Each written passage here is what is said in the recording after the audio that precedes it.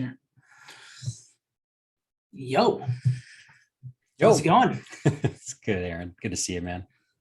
Outstanding. Well, here we are again. I'm Aaron Stites with Kedron Roads. This is we still haven't officially named things, but we're probably going to go with UX Collab. Feels like the direction that we've gone with it. If you listen to episode 0, we're started doing this UX Collab thing a few years ago, and we're just decided, why don't we just talk about stuff and share with people and just see if there's any interest in it. So we've both been in the UX field for a little while. Kedron a little longer than I am, but I won't say how long. That could be rude and show age and stuff. And I don't want to do that. I don't want to be inappropriate. But we're both passionate about the field of user experience. And I think we're both passionate about it. There's things with design and with research that we're passionate about, but I mean, a big part of it is passionate about helping people. And that's what the user experience field really does. So that's what we're here for. We hope what we share is valuable to you. Maybe make you better, stronger. Maybe you can make us better and stronger. That would be cool. I'd be down with that. Our desire really for this podcast is to grow ourselves as professionals by sharing what we've learned with others, but our real desire is to see other people in the UX world grow from where they are today. So whether you've never connected any sort of UX work before, whether I was default to interviews because I'm a researcher, I have to almost force myself to say that whole UX work because there's work outside of what I do. So if you've never done UX work before, or if you're leading terms and projects, we hope that we're able to help you grow and maybe also learn from you. Our goal is really a learning opportunity for everybody. So we also believe that we were all designed by a living God to live the life that He set before us. So the focus of this podcast will be on design work, but we feel it's important to let you know that what motivates us to live through design, not just a field of design, but according to how we were designed by a creator. That's something I know we're both passionate about as well, and it drives a little bit about who we are. But we're going to talk today about how we got started in UX. That's a big part of it. We kind of had the portfolio episode in episode 0, but we got a little bit into how we got started. But today we're gonna, Kedron's gonna ask me a few questions. I'll ask him a few questions. It'll feel more like my work than his work, but it's good. So without further ado, you wanna let's take it. Let's do it. Just dive in. Let's dive in. Aaron, we're gonna start by asking you some questions and getting a sense of how you got into UX and all of that. So take us back to the beginning. How did you get started in UX? Okay. So a little bit of back history. I shared this, I think, in the previous conversation. I wasn't like a 12-year-old boy who decided I want to be a user experience practitioner. And when I was 30 years old and had any idea of what UX was, I didn't have a dream of being a UX practitioner or a researcher. What did happen was I spent 12 years in the building industry, whether it was on framing crews or building decks or being a project manager or running warehouses, all that. And I just found myself ready for a change. I was I just felt the need for a change. I still actually really enjoy the building industry. I love a lot of stuff about it. But one of the things I learned is through that whole experience, I just enjoy helping people and understanding things. I worked for Lowe's for a while, and I'd have people come in. They'd be looking for whether it's a tool or nails, screws, whatever. They'd be looking for something. And I'd just ask them a question. Oh, cool. Hey, I can help you with that. What do you have going on? What are you trying to do? They tell me, oh, I've got this going on. Well, you also might need this and this and this and this.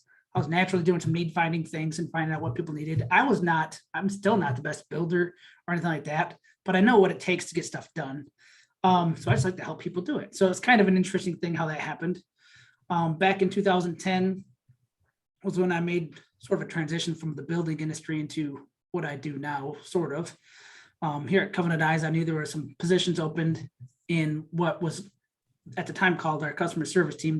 We call them member care now, but so I started off there and I answered phones for about 3.5 years. I answered phones and emails and just helped people with problems that they had. And I met this guy named David. First off, I'd never met somebody named David before. So I was like, this is intriguing. I don't need to meet this guy just because his name is David. I've never met anyone with that name before. Unique names are good. Yeah, well, and then I met this guy named Kedron, and I was like, I got to meet this guy too, because he's got a name I never heard before. So if you want a piece of advice from me, if somebody has a Here we name they've go. never met before, go talk to them, because Yeah. they're probably pretty good people.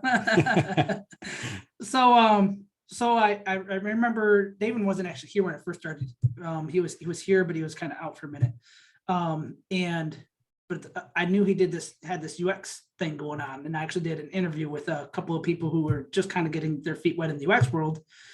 They did this interview with me. I had no idea what it was at the time, but they basically put me through a usability study without me really knowing what they're doing. That was a part of the onboarding experience. But him and I ended up talking a few times. I got to learn a little bit about what UX was and that sort of thing. And eventually he offered me a job as an associate. So not a practitioner, in this case, like not practitioner one, not level one, it was an associate. In other words, you're learning, you're like almost in a mentorship, basically. That's how I would look at it. But I got into doing some different things. I read some books like by Krug, like Don't Make Me Think. I read The Design of Everyday Things. Did some reading, got into some stuff. David actually put a crew of us here at Covenant Eyes through like a UX boot camp, I think is what he called it. But it was like 10 days of user experience, different areas of design. So information design, interaction design, just information architecture, you name it. And honestly, I'm like, man, that was like one of the coolest things I ever did. So I don't know if I've ever told David that, but if he watches this or listens to this, thanks, David. I started as a designer at first because it was sort of like, hey, let's just see where it fits in here. So I started doing some stuff with Mac and Windows, and then I did a couple of usability studies, and I realized this is cool. I like this. This feels like something that comes natural to me. So that's where I ended up going. I just started doing some more research things. I've done all sorts of other research activities since then, but that was really kind of where I found my groove, because I could just ask people a question, just like the guy with the hammer and the nails and whatever at the Lowe's, because people ask me, well, what guy prepared for this? I just was interested in people and what they're trying to do. That's it. Yeah. So I jotted down here, like what I'm sensing here is a heart to serve and like really a heart for problem solving, like reducing friction, helping people solve their problems. Would you say that that's, I think you actually said it earlier, that's part of your worldview. What shapes that? I'm curious, like what puts you in that posture to approach an individual with the lens of like, how can I serve you? How can I help solve your problems? Where do you think that comes from? I don't, it's weird because I don't think it's natural, and I think it's natural at the same time. I think humans are naturally selfish, and I'm naturally selfish. When I got out of high school and everything like that, I didn't have any goals. I was just going. I was honestly a drifter, a bad drifter in a bad way. I was 30 years old before I had a couple of wake up calls. But when I was 30, I was like, I need direction. I need a place to go. I need something to strive towards. And when I started doing that, it's honestly, it's manifested even more, I think, recently, where I don't know. I have a heart for people, I guess. I see things, and I see people going through something, or just, I tell people sometimes, because of what we do at Covenant, my job would be instantly easier if I did it anywhere else. It might also be Right. Instantly less rewarding. For those that are not familiar with what Aaron does as a researcher, just Google Covenant Eyes, and you can just easily imagine how vulnerable that whole world is, and as a researcher, how taxing and intricate and sensitive, and all the things that you just need to bring to the table in order to do effective research there. I've been in some interesting situations, so I don't know. Other than, I think it really is, if I see something that needs to be fixed, I'm not a mechanic. I'm not mechanically inclined. So if I need to fix a car, I can do some basic things. I can change the brakes. But if there's something going on, like with people, I just kind of want to see, like, just by asking questions, I'm naturally, I probably asked why too much as a kid, if you ask people. But I always asked why with a purpose. It wasn't to be obnoxious. It was, I wanted to understand things. Oh, okay. And if I could make sense of something, I just wanted to see if I could help other people make sense of it. So I guess maybe that's a natural thing. So I'm just jotting down some notes here, that idea of a curious nature combined with that hard to serve or being a problem solver. That is such a strong skill set for UX, and one that is often overlooked because on the not that this is a pure spectrum from hard to serve and performance, but so much of UX is focused on performance management that it's about outcomes, driving outcomes. And you're going to hear that a bit in my world and my approach to like how I got to UX, but like that tension is real, and it's easy to observe people getting so over focused on outcomes that they forget that this is about actually serving people. Yeah. Well, and it's interesting. That's a gift. It's interesting you say that too. I was listening to, I think it was Craig Rochelle's podcast. I listen to a lot of podcasts, so they get mixed up sometimes, but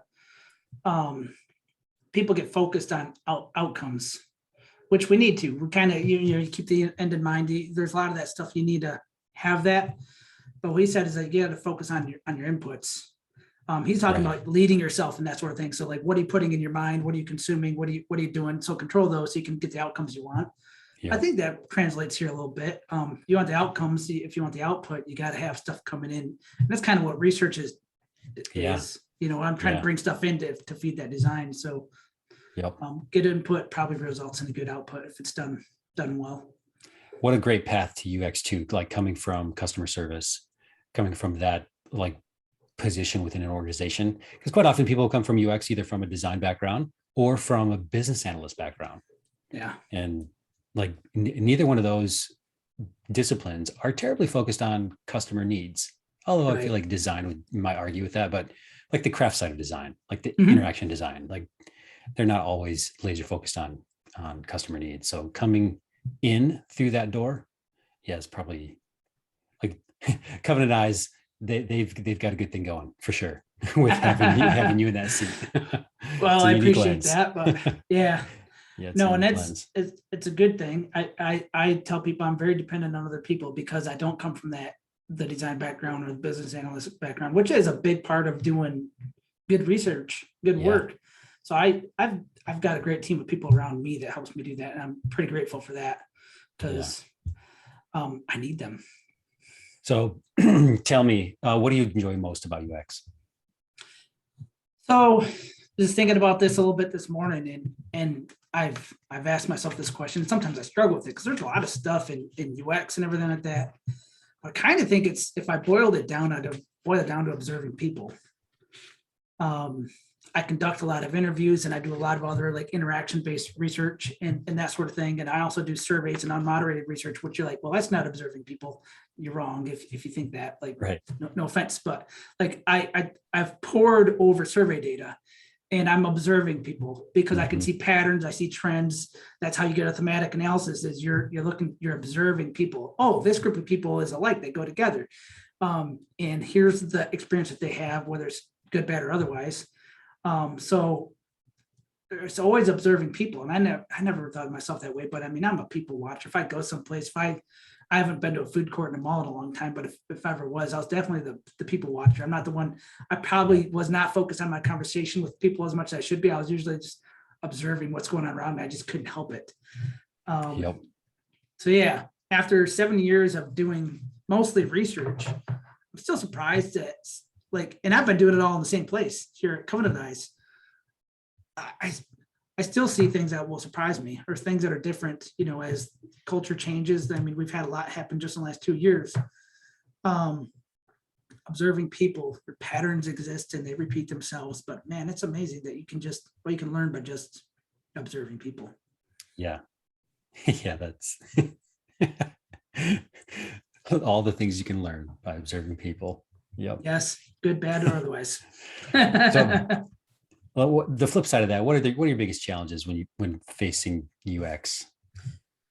As I said earlier, if I did my job anywhere else, it'd probably instantly get easier. Maybe not instantly, but that comes down to it's a complex world that we live in, and it's full of complex people.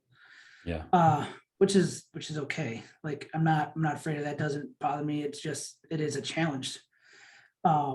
There's lots of people in the world and they experience different problems and everyone has ideas on how to solve them. Whether you're talking in the team at at Covenant Eyes here or any place else. I've worked with other people in other organizations, and it's interesting. You have all these ideas coming from different places, and kind of everyone wants to fight for their idea, right? Yeah. I don't blame them for that. There's a maxim out there. I'm going to butcher it probably a little bit here in a moment, but it's design as if you're right, but be willing to be wrong.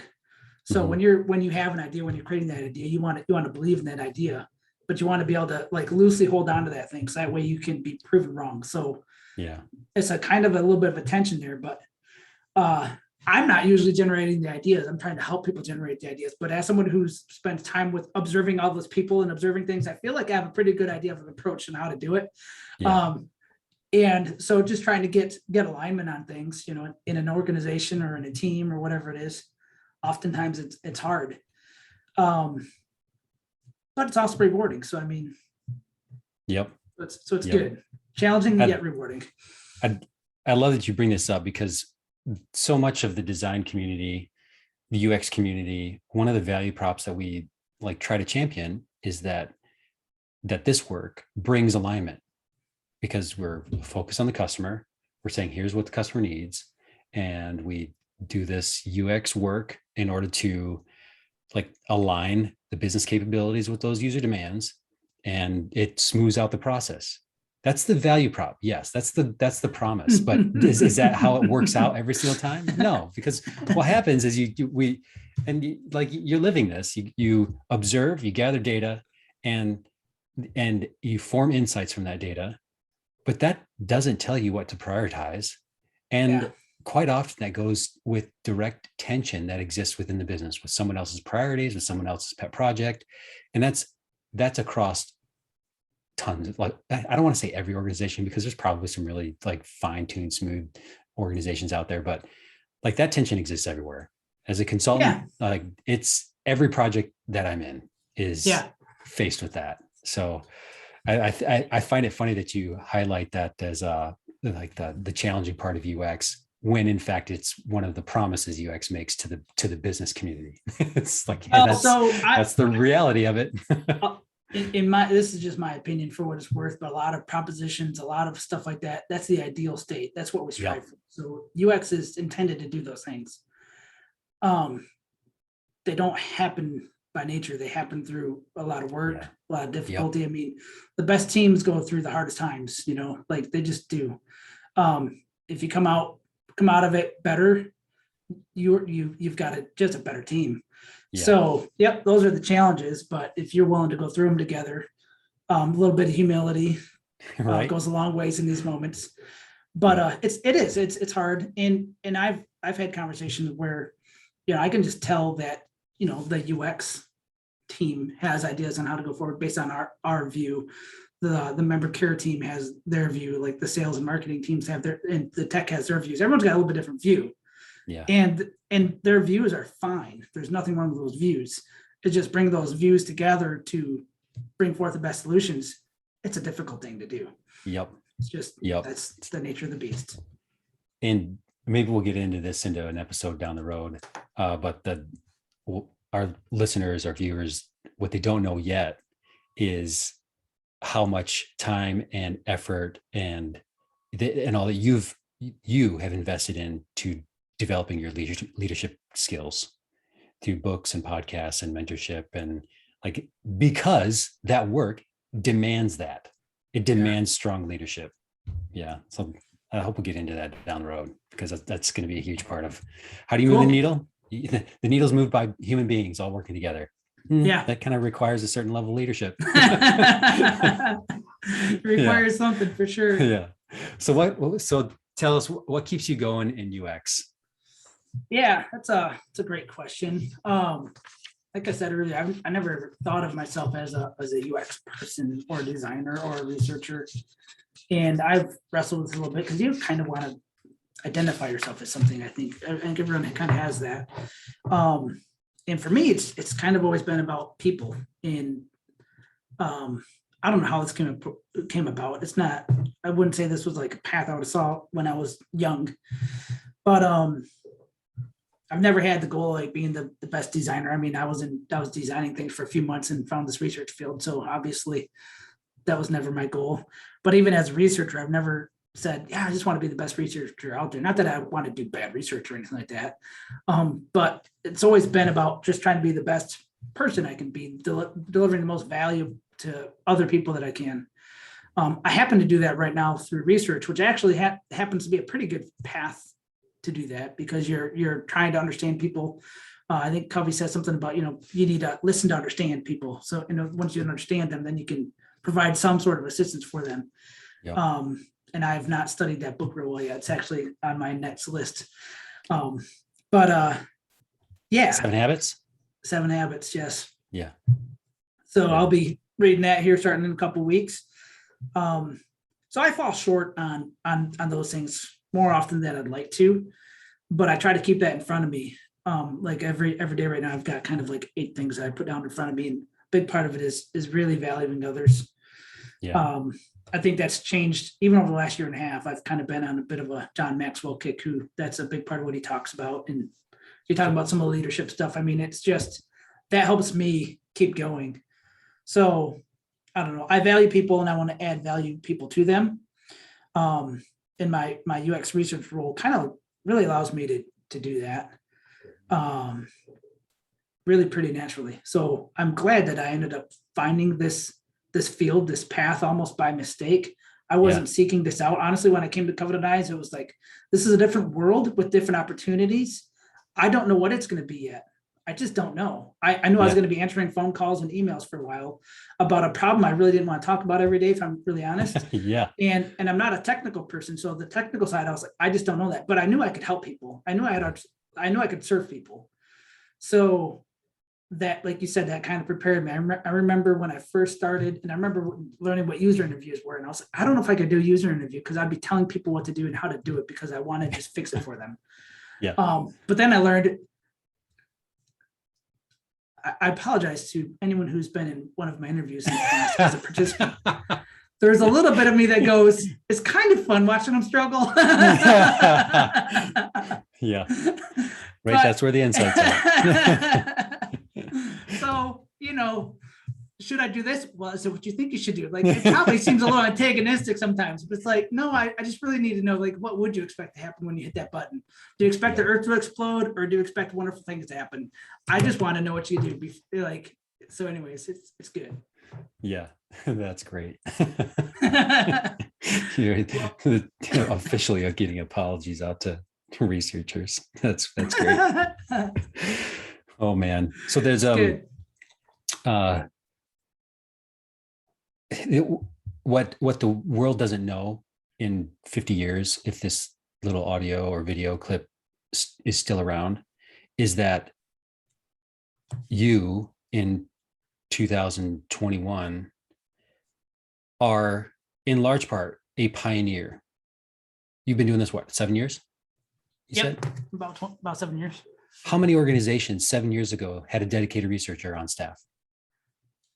Like percentage wise, very, very low. It's low now. Yeah. So I think like you found a space that was also like being birthed. Like that timing is unique and it will never exist again. And I think you're a pioneer in this work. No, I mean, it's interesting, and I don't want to go like too deep or off the rails as far as some people are concerned, but there's a whole lot going on in my life personally in 2010. A lot of things that I'm not going to dive into here. Yeah. But the coming here when I did and getting into the UX the way that I did, the path I was in, I'm telling you, like today, trying to get into the UX field at all with the zero experience I had when I got started is nigh impossible. Yeah. There was just an opportunity there. There was the window. I kind of jumped through that door, or whatever you want to say.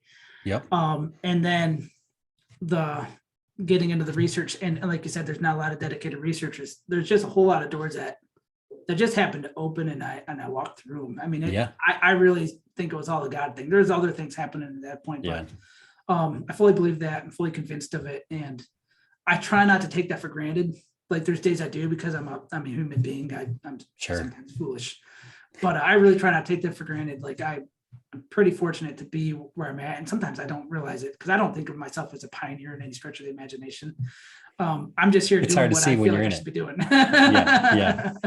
Yeah. Well, I think this all loops back really, really nicely to how you kicked off the podcast with, like, design is an expression of an intelligent designer, right? And it's not just the fact that we're beautifully made and really just wildly creative human beings because it's a gift from our creator, but it's also like a reminder that there's a design of my physical being and my path. Yeah. So to hear kind of how that shapes out in your story, it's just awesome. Yeah. Good stuff. It's cool. It's unique, that's for sure. Yep. So I'm grateful for that. Any other questions or any other zingers you want to throw out there? Or?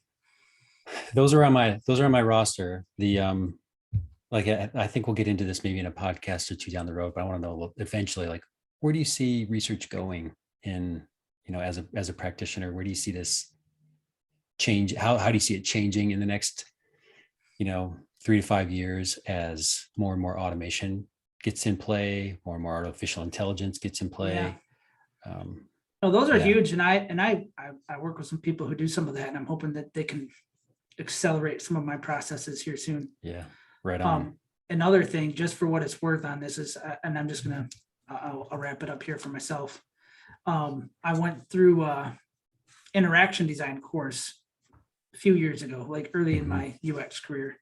It was interaction design through Cooper, and they tell you before you get there, it's 70% research and 30% design. Yeah. Yep. So, and I remember being there, and there was a girl there who's like, when are we going to start doing design stuff? Like, she was like kind of like upset and offended by the whole thing. And I'm not mad at her. I don't hold it against her. She was a UI designer, so she was just waiting to get there. And right. I was like, I just remember thinking, did you read the thing? Like, I came here because of what we're doing right now. Yeah. Like, did you read it, or did you just, I think she was like, other people just sent by their companies, but sure. But so when you think about it, like the input for design, 70% of the work is the input being informed. And I think a lot of the really great designers do that. So hopefully in the future, there'll be more researchers to help them, or the research process could change in a lot of different ways. But everyone needs a good team around them, and hopefully researchers can be a part of those teams more going forward. Yeah, absolutely. Cooper seeded a lot of really great ideas in people and through their training over the years. And it's a shame that kind of COVID kind of put that the business kind of transitioned. I know that they kind of they closed the door after an acquisition and all that, but I need a Cooper like organization to help me in my UX world transition into the future of automation, the future of artificial intelligence. Yeah. There's this new forming gap that someone will fill, but yep. Yeah, it's on the horizon. Awesome. Cool. So I think I get to ask you some questions now. It feels only right. Fire away, man. So Kedron, why don't you tell me, how did you get started in this field of user experience? You mentioned early in the podcast that I'm old. You didn't say. I didn't say that you're old. Yeah, there was no UX when I started. So my first ever design job was in 1998, and it was for an organization at the time. Their name was RBC Ministries. I think they originally formed as Radio Bible Class, transitioned to RBC Ministries, and now, if anybody knows them at all, they know them by ODB, Our Daily Bread. That's their organization name now. But I got my first design job there, and it was a design apprentice, and it was an official apprenticeship program, and it was 2 years long. And part of that was doing, of course, a bunch of design work and getting skilled up in design, but also building our intranet for our department. And I worked on, I provided assets for the web team. And so it was, in those early days, it was just a whole lot of just figuring it out. Yeah. Figuring it out for yourself. If anybody was doing web stuff at the time, it was quite often design and development, and all were kind of all the same person. Back then we had the notion of a webmaster, and that webmaster was like the ruler of the web, right? They designed it, they built it, they did all the things. So I was on staff there for a few years. The apprenticeship officially got done, and it was one of those things where you can stick around and stay at this kind of salary, or you can go get a real job. Right. No, that's not fair. That was a real job. I learned a ton, and I'm forever grateful for that team that invested in me in that apprenticeship program. Terry Biggood was my boss at the time, and he and Steve Gear, who's, I think they're both still there at ODB. Yeah. A lot of how I think about the visual design and the aesthetics come from those two. They just had a profound impact on how I think about hierarchy, white space, like the craft side of design. It's hugely shaped by those two gentlemen. And then from there, actually, I took a job as a webmaster for Cornerstone University, which is a private liberal arts college here in Grand Rapids, Michigan. And it was their first web hire. They had a website, like they had been built by kind of like a handful of people and volunteers and all that sort of thing. And this was right around 2000-ish. And they needed someone to actually shepherd this thing on staff. So I was their first hire. And as I was there for the next few years, ended up just moving around, ended up as the art director, still responsible for the web stuff, but also a whole lot of print stuff, like several hundred print projects a year, magazines and annual reports and all that stuff. So the first couple of years, like getting into UX and user experience, were really like shaped by the visual presentation, combined with, does this artifact that I'm creating, does this asset fit the design brief? Does it fit the client expectations? Does it, check those boxes? And that's actually one of the things that kind of like that felt insufficient to me. My appetite was bigger than that as a designer. I wanted to know, like, does this have an impact? So as a webmaster, it was my first time to really begin to explore, like, all right, these design decisions, what kind of outcomes do they have? So we started to measure, like, all right, what does the button placement, and what does the workflow do to enrollment, online enrollment? So we started measuring the impact of those things, and that kind of lit a fire in me. And so at that time, I went back to school and finished up my undergrad and in business administration, because I wanted, like, at that point, I had developed I guess maybe the aesthetic side of design, those skill sets. And I became supremely fascinated with outcomes. And I wanted to understand, like, how does this impact what we're trying to do? So that really, that began to shape a lot of how I thought about design, but also really seeded a whole lot of frustration with design as a discipline.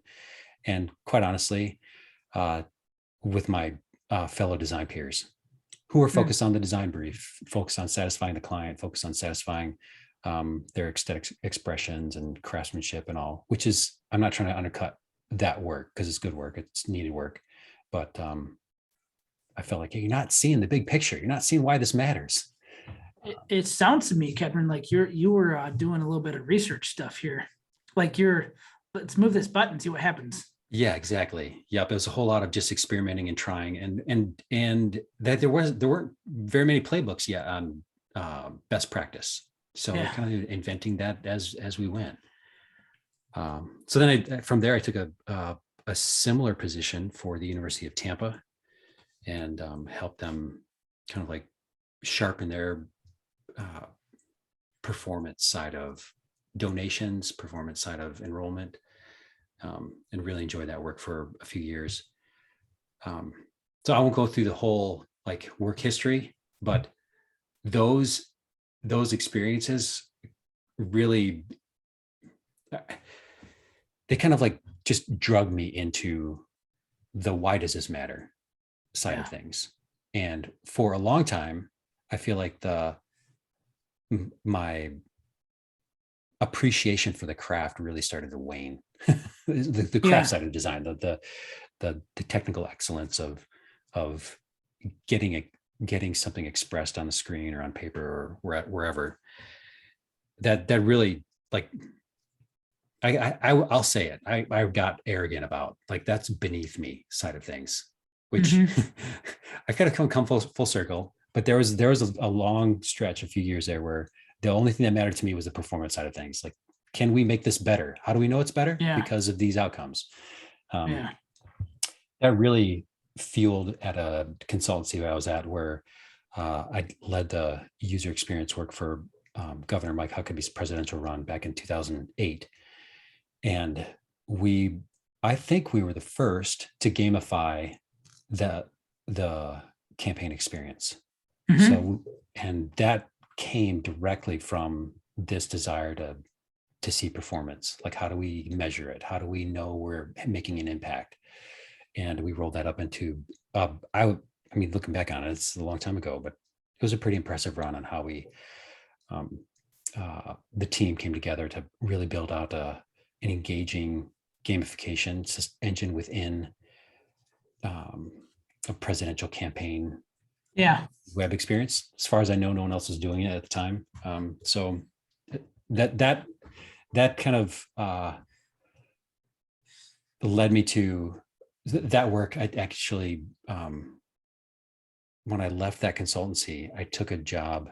I moved back up here to Michigan, and the next job that really kind of like kicked my orientation around UX was when I started working at a software consultancy as one of their early UX hires. They primarily had been doing software development and outsourcing UX as needed, but they had kind of transitioned into, like, we need to own the whole process. So I was one of their early hires to kind of like develop that competency within the organization. And that really began to like shape the way I think about UX, not only as a way to practice it, but also teach it. That was kind of my first moment of, like, you gotta share these ideas. You gotta help get other people on board with how this work is done. And that really began to change my view on things. And I would say that was at that organization that really kind of repositioned my thinking on craftsmanship.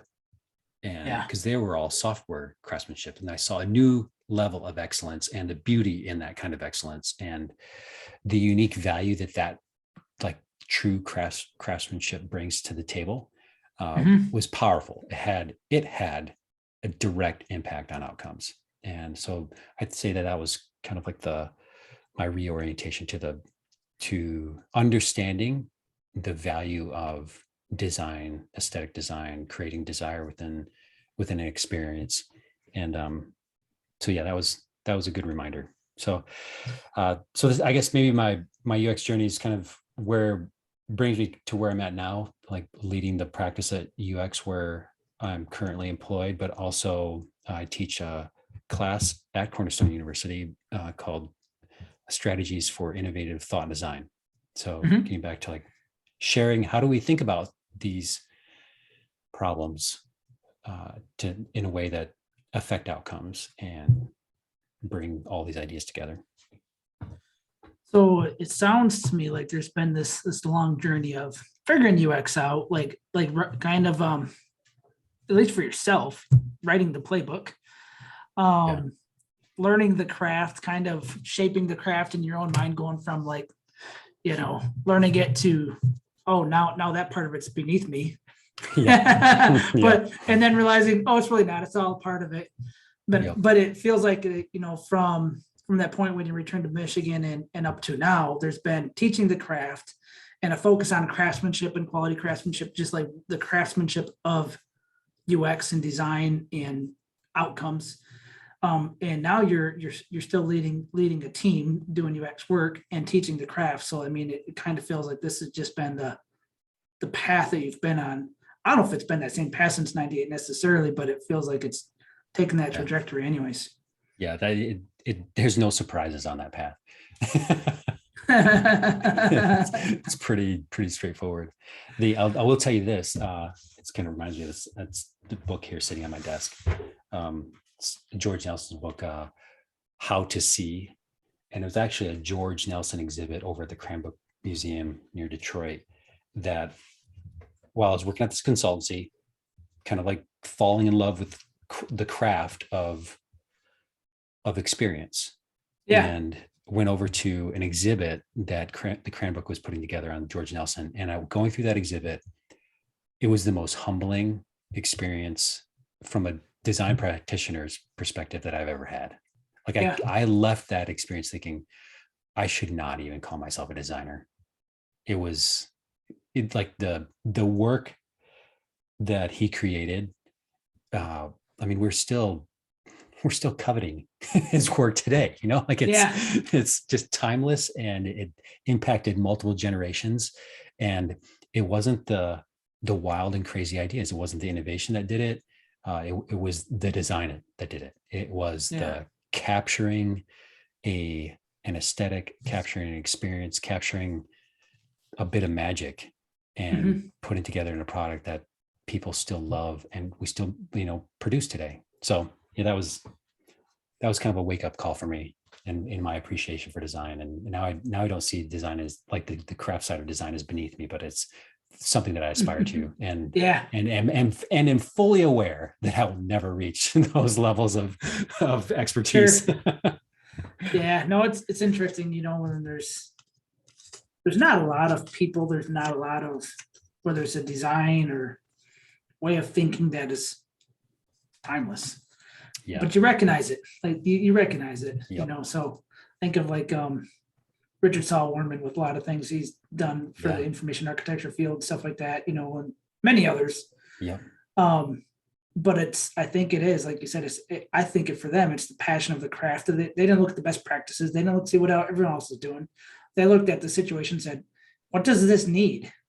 Right. And then figured out what it needed and designed an experience around it. And if you listen to the way that some architects talk about shaping a space, whether digital space or physical space, I'm in awe every time I listen to them talk. I'm like, I wish I could think that way on my own.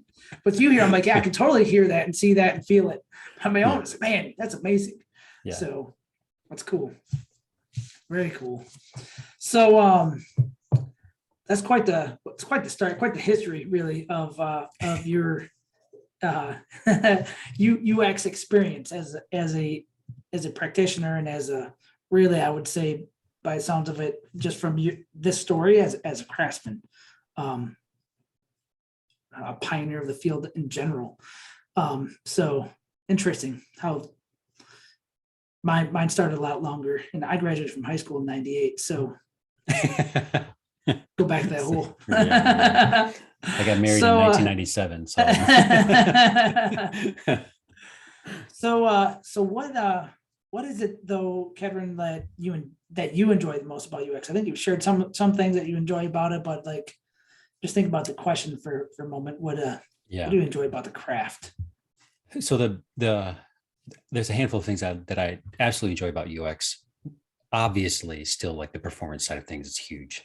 I'd love to know that we're making an impact on the organizations that we're working with, that they're seeing better outcomes, and that users' experiences are better, less friction, more delightful, all those things.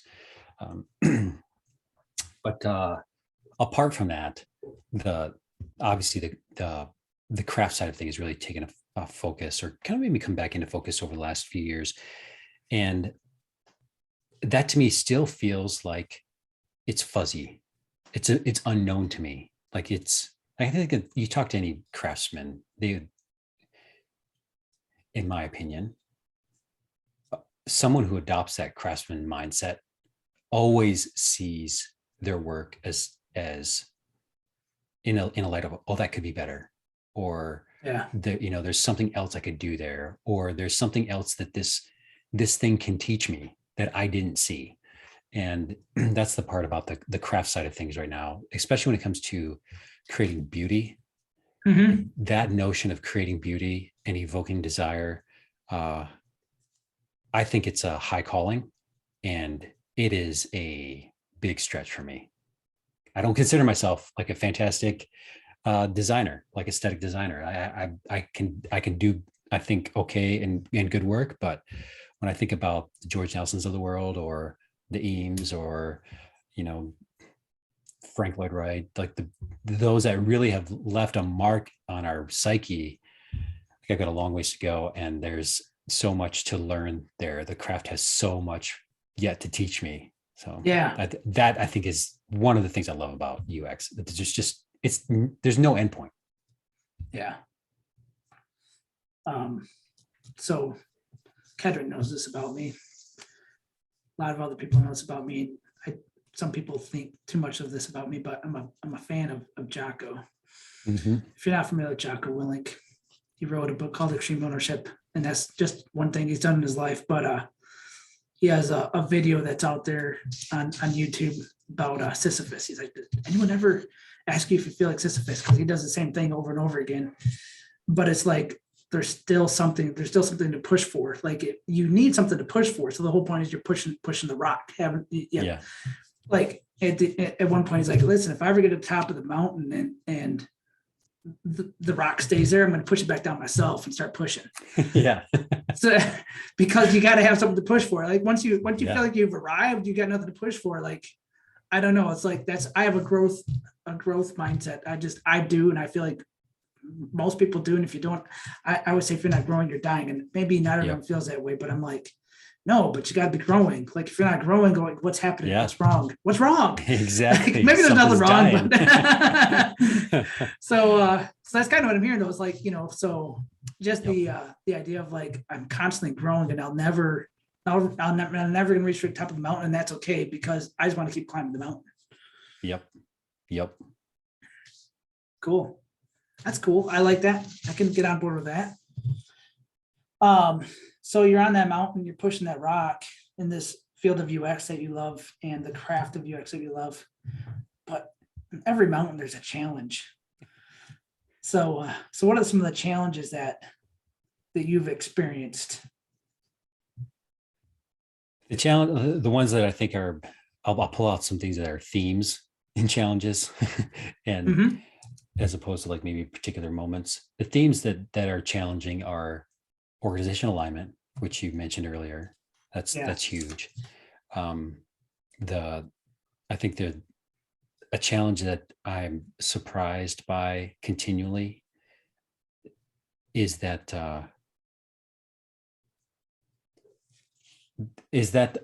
many, like how inward organizations are often like still like there's still we have to make the case to go out and actually talk to a human being that's not employed by us.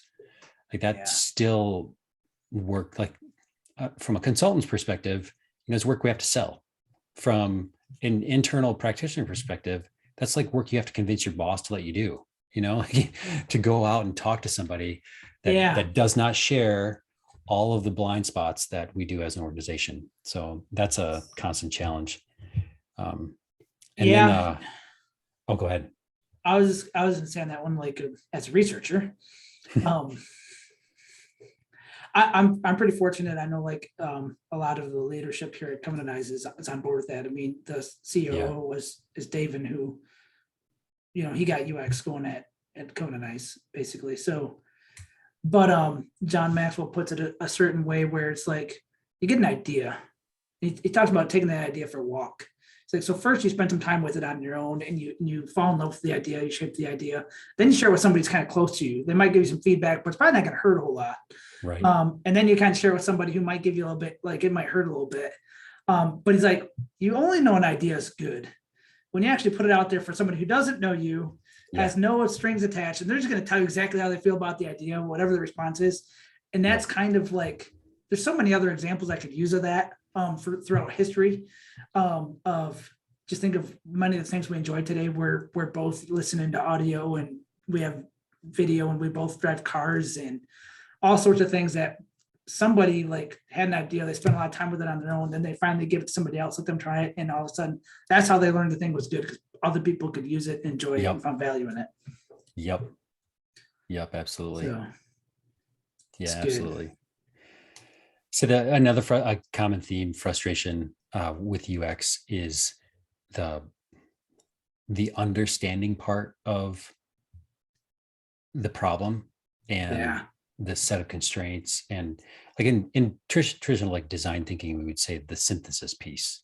Yep. Like that is it's hard work because it's so ambiguous, and you have to see the insights or create the meaning out of that. And quite often in my experience is that is when organizations have that moment of truth. Am I going to embrace what I'm seeing here, or am I going to find a way to make an excuse about this information so that I can go and do the thing I really wanted to do to begin with? So that's a frustrating thing. And I've seen it so many times that, the team does a bunch of hard work on understanding a problem, understanding the user's needs.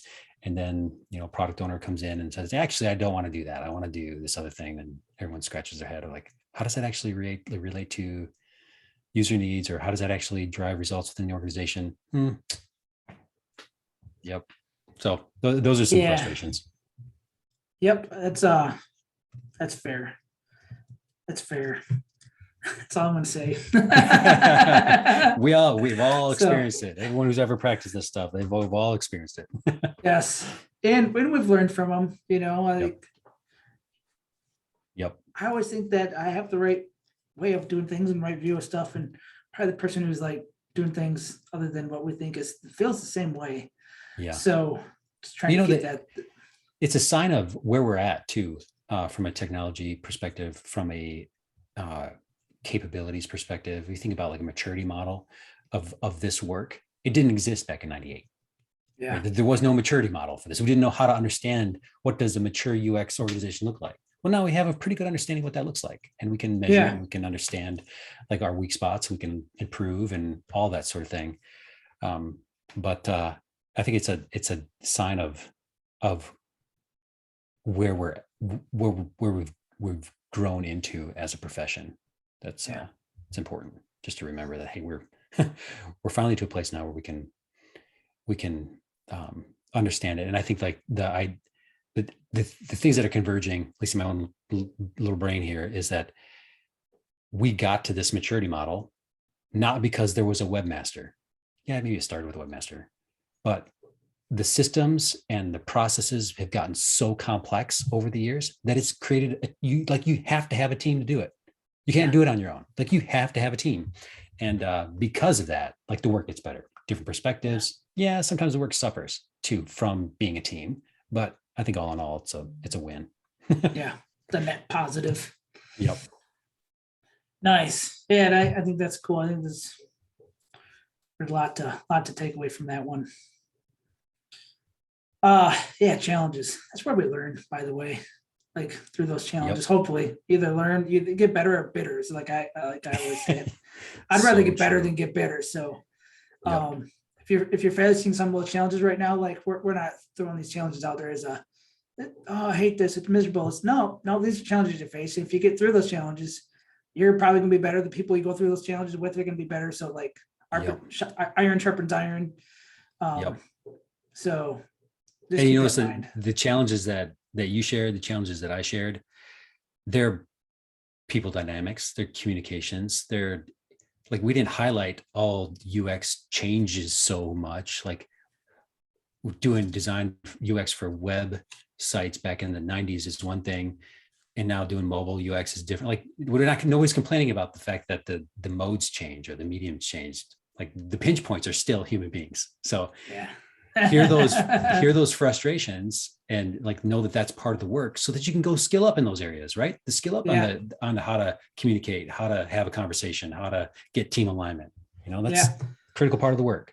Yep, it's a huge part of the work. You gotta, as I like to say, play nicely with others. Yeah. So Yep.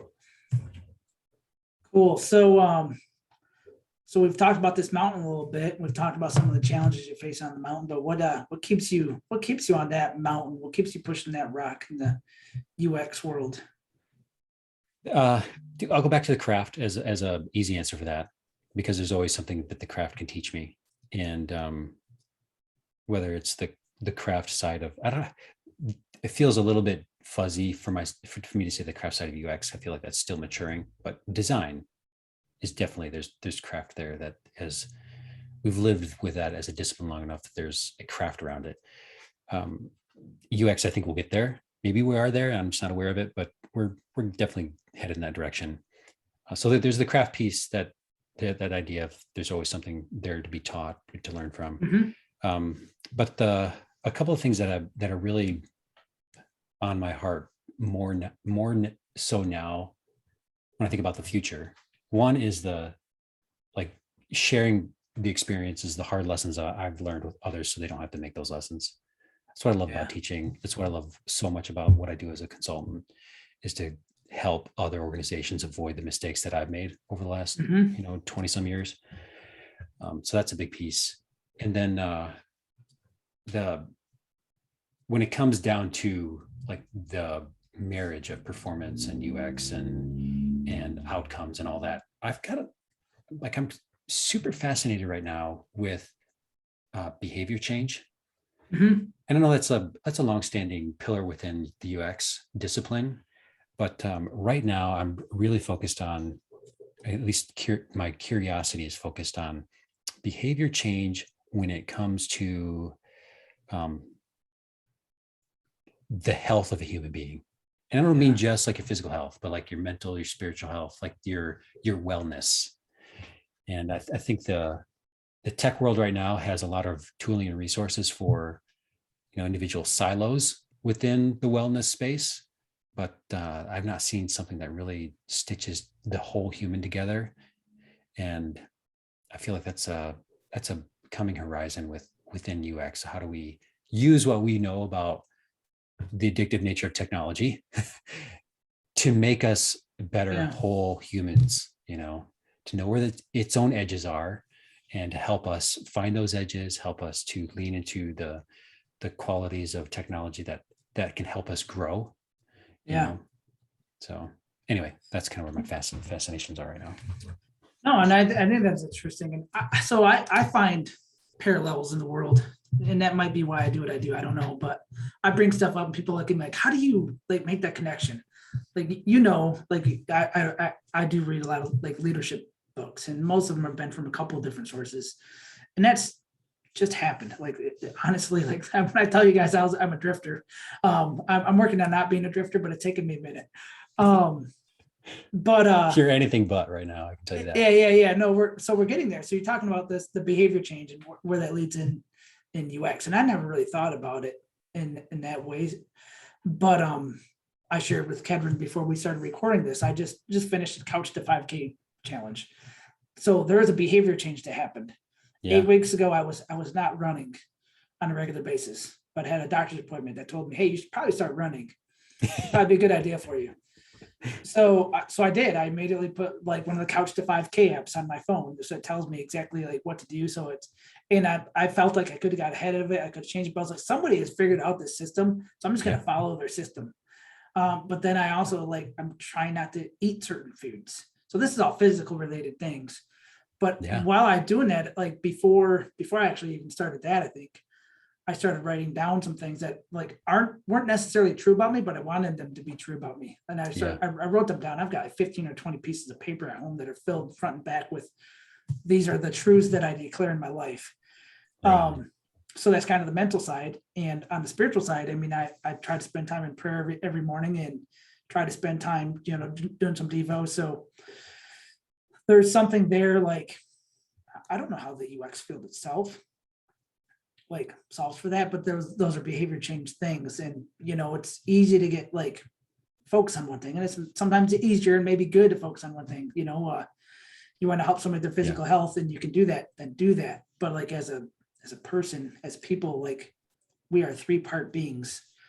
we're Yeah. very unique in this creation in that way. So being able to think about that way, how do you take care of yourself, and how can UX help that? And that's a big question. That's a huge question. But I think there's something to that. So side benefit of today's episode. You're right. You're not just a UX professional. If you consider yourself a UX professional, you're not just an aspiring UX professional. You're someone who has some of these same needs. If your physical health is doing good, you're alert, you're able to do stuff in the world. If the mental side of your health is doing well, you're able to navigate some of the challenges that we talked about. And if your spiritual health is doing well, you're probably going to do both those even better. Yep. Because you're kind of you have a little alignment within yourself, so you can have alignment with the people you're around. So Yep. that's how I see things. I see things in weird ways. I find all these parallels. So if I ever get weird and like you don't get it, just say, "Hey, Aaron, what in the world were you talking about?" And I'll try to help like solve it. Or you can just keep it to yourself, and we'll never know. But Oh man, again, back to this like notion of collaboration, UX collab, right? Everyone Yeah. has to bring a different perspective, and just be curious, because that's going to lead you to new insights. It's going to lead you to new connections. You just see those parallels like you're talking about. Yeah. Yep. I'm a ABCs guy. I always be curious. Yeah. So Right on. awesome. Well, I think we're at a good ending point. So this is kind of cool to be able to share a little bit of our journeys. And also for anyone who's listening to this or watching this on YouTube, wherever you might happen to run across this, you might have a story that you want to share, or maybe there's just a challenge you want to share, like drop it in the comments of wherever you're listening or viewing this. We'd love to hear them. Like that's what Yep. we're here for. This is UX Collab. It's not just Aaron and Kedron. It's whoever's participating in this, collaborate with us. We don't have an official email yet for this podcast. So Kedron threw his out last week. So I'll let him throw his email out again. If you want to share something privately, not so publicly, sure, throw that Kedron's way. Yep. You can email me at Kedron. So it's Kedron at kedronroads.com. Roads is RHODES. Do it. Awesome. Would Do love it. to hear from you. Do it. Yes, absolutely. So I hope this has been helpful for everyone who watches this. It feels weird sometimes I'm recording this. I hope it's helpful for you. I really do hope it's helpful for people. That's our hope. Yeah. These conversations are good for us. We get to share some things and we grow from it, but hoping that you're growing as well. So if you are, let us know. We want to hear about it. Yep. Awesome. Have a fantastic day, and hopefully we'll talk again soon.